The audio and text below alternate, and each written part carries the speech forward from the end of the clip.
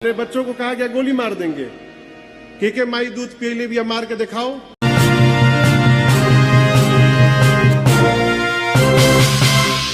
ये गुस्सा राजन जी महाराज को जब आ गई जब कथा कहते समय मंच पे चढ़ने को लेके बवाल हो गया। किसी ने कहा कि गोली मार देंगे तो राजन जी महाराज ने कहा कि मैं बैठा हूँ, कोई दिखाए कि गोली मार के, क्योंकि मैं भी यहीं का रहने वाला हूँ, विदेश का नहीं रहने वाला हूँ।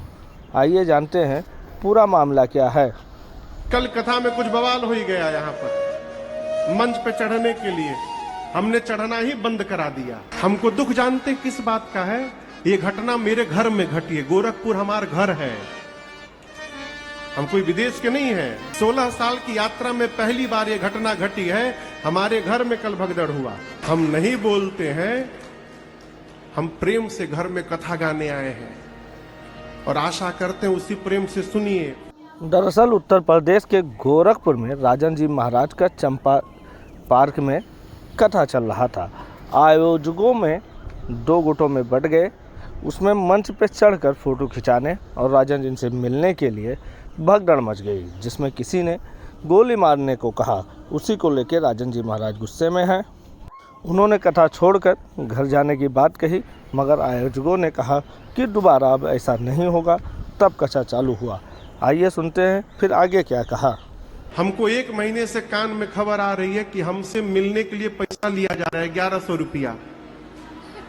हम स्पष्ट बताते हैं, धरती के किसी कोने में पूरी दुनिया में राम कथा गाते हैं, कहीं भी हम मिलने पैसा लेके नहीं मिलते।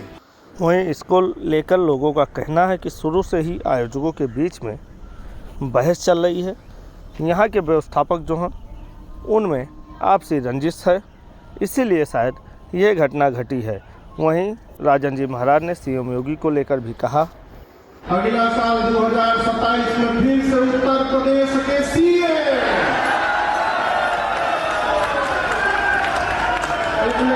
आपको बताएंगे, हो सकना 2029 में भारत के पीएम। राजन जी महाराज दुनिया भर में अपने आवाज़ के लिए मशहूर हैं। वो राम कथा दुनिया के हर कोने में कहते हैं। हाल ही में उनका इंस्टाग्राम पे एक मीम्स वायरल हुआ जिसमें वो गा रहे हैं, मंगल भवानया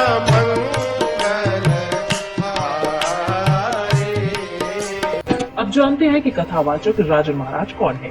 राजन जी महाराज का जन्म 6 सितंबर 1982 को कोलकाता पश्चिम बंगाल में हुआ था। उनका असली नाम राजन तिवारी है। उनके पिता शिवजी तिवारी खुद एक गुरु थे। राजन जी ने कोलकाता के स्कॉटिश चर्च कॉलेज से बीएससी की डिग्री ली। साल 2004 में प्रेम भूषण जी से मुलाकात के बाद उन्हें कथा सुनाने की प्रेरणा मिली। साल 2011 में उन्होंने हावड़ा और कोलकाता में पहली बार श्री राम कथा सुनाई।